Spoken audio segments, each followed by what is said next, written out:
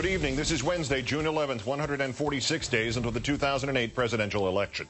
If Senator John McCain loses that election handily, he may look back to this day as the moment the remaining chance slipped from his grasp. Before the sun had risen in his home state, the senator had spoken as if he simply did not care how long our American heroes serving in Iraq must stay there. Our fifth story on the countdown, Senator McCain suggesting this morning that bringing American troops home from Iraq is, quote, not too important. What's important is the casualties in Iraq. As if Iraq were the Korean demilitarized zone and not a place where 12 Americans have died in just the first 11 days of this month. The remarks coming early this morning in an interview on the Today Show. Matt Lauer's question predicated on the question of if the surge is working. Do you now have a better estimate of when American forces can come home from Iraq? No, but that's not too important. What's important is the casualties in Iraq. Americans are in South Korea, Americans are in Japan, American troops are in Germany. That's all fine.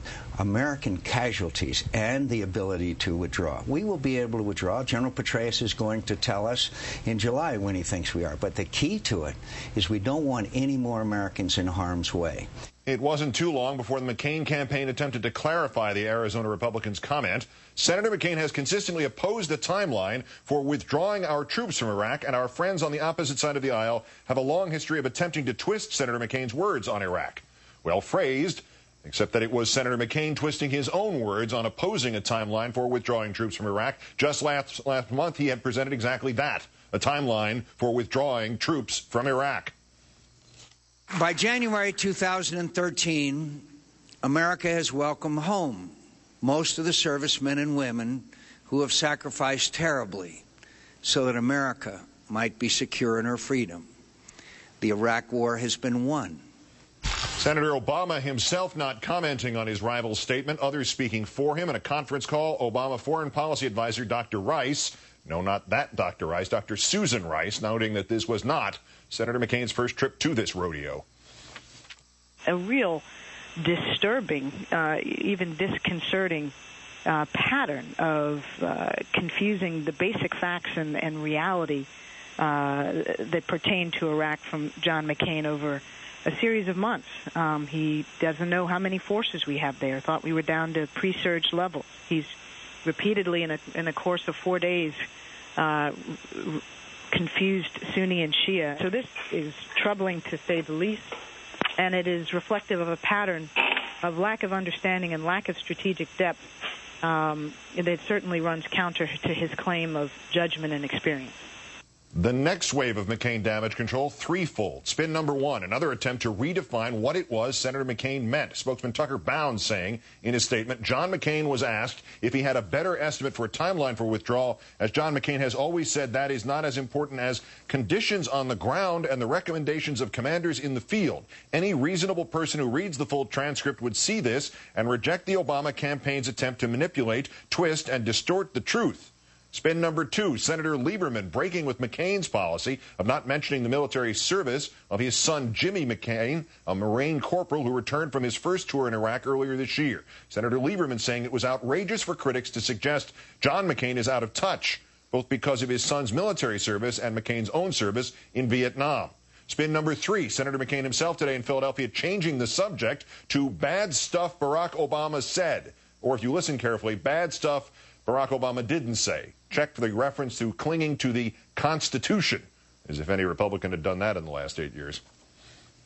And we're going to go to the small towns in Pennsylvania, and I'm going to tell them, I don't agree with Senator Obama that they cling to their religion and the Constitution because they're bitter. I'm going to tell them they have faith and they have trust and support the Constitution of the United States because they have optimism and hope and are the strength of America. That's what America's all about. Senator John Kerry of Massachusetts, himself a Vietnam veteran, as well as the 2004 Democratic nominee, now, of course, a supporter of Senator Obama, joining us from the Capitol. Thank you for your time tonight, sir. Glad to be with you. No matter what his spinners are saying, Senator McCain did not say reducing casualties is more important than getting the troops home. He said getting the troops home was not that important. The full context of the quote, the full context of the interview proves that's what he said. What does this statement mean for this country and for those troops? Well, I think it means that Senator John McCain does not have a complete understanding of the nature of the conflict in Iraq. You know, we knew at the start of this that John McCain didn't understand the economy because he himself told us that. But we're learning now increasingly that he really doesn't understand Iraq. He confuses who is being trained by whom. He confuses the history because he says that the Shia and the Sunni don't have a long history of violence against each other, only 1,200 plus years. He confuses the real meaning of Japan and Germany in terms of their numbers of troops, and at one point himself said on television that he didn't believe we could stay there in that way because of the nature of the culture in Iraq. So he's really confused. He's all over the place. I think he's having a debate with himself about what his real policy is. But for the troops, I think it sends a terrible message. And for the families, there is nothing more important than getting those troops home. And for our foreign policy, there's nothing more important than eventually getting them out of Iraq so that we don't have the kind of footprint we have today that attracts terrorists. Senator Lieberman has chimed in on this, saying today that this comment does not matter because John McCain served in Vietnam.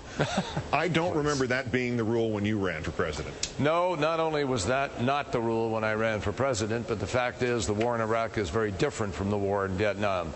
In fact, the war on terror is very different from the war in Vietnam. The war in Vietnam was a residual of the Cold War and of misperceptions about superpower politics, China, Russia, the United States, and what was happening in Vietnam itself, where you had a civil war going on. Here in Iraq, ostensibly, we went in because of the nature exclusively of Saddam Hussein and al-Qaeda. Well, Saddam Hussein is gone. The Sunni have proved that they're not going to tolerate al-Qaeda. And so the real issue now is, will the government, will the politicians do what they're supposed to do? And there are many people who believe very clearly that until they believe we're going to leave, they're simply going to use us as a security blanket, and they're not going to do what they have to do. And they've proven that for 6.5 years now. How long does it take to train troops?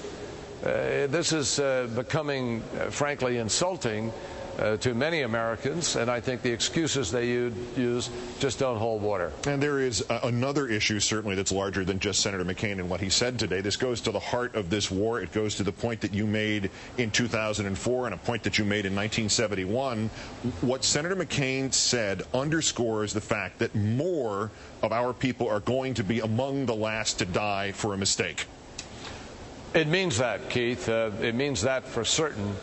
But I think even more than that, it shows that John McCain really doesn't have a strategy for how you win in Iraq or how you do leave Iraq. He has a strategy for just staying. Mm-hmm. His strategy is to say, well, it depends on the casualties. Well, I'm not sure what that means, because previously he said that you're going to have casualties because Americans don't belong there and the nature of the conflict is such that you're going to continue to see it. So it's not a Korea. It's not a Korea. It's not a Germany. And if it's not a Korea or a Germany, what do you do about the casualties? So he gets caught in a completely circular argument that has no end, which is exactly what the American people are looking for. So I think he's just shown here. He doesn't have a strategy. He doesn't understand it. He doesn't know how many troops are there. He doesn't know who is training whom. He really doesn't even know his history about Shia and Sunni. And so he is proving day by day that his strong card is not, in fact, Iraq. It is not national security policy. It is not the economy. It evidently is winning a nomination. But even the strategy for just staying hinges on a premise that makes no sense, which is that the troops will not be under attack, will not be shot at, will not be the victims of roadside bombs. Are we anywhere close to being at that stage? Well, obviously, we're far, far from that stage right now. And the reason we're far from that stage is that the fundamental political issues in Iraq have not been resolved. Until the fundamental political issues are resolved, you can't begin to move Iraq forward in the way that this administration talks about it. They still don't have an oil law. They still don't have the provincial elections law. They still haven't resolved their constitutional issues. And the bottom line is that the struggle between Shia and Sunni is at the center of what is continuing to create the conflict, together with some exacerbation by al-Qaeda. But al-Qaeda, most observers believe, will never be able to survive in Iraq if the United States weren't there, because neither the Sunni nor the Shia nor the Kurds, nobody wants jihadists from another country in Iraq. Senator John Kerry of Massachusetts joining us tonight in the wake of Senator McCain's comments. Thank you as always, sir. Thank you.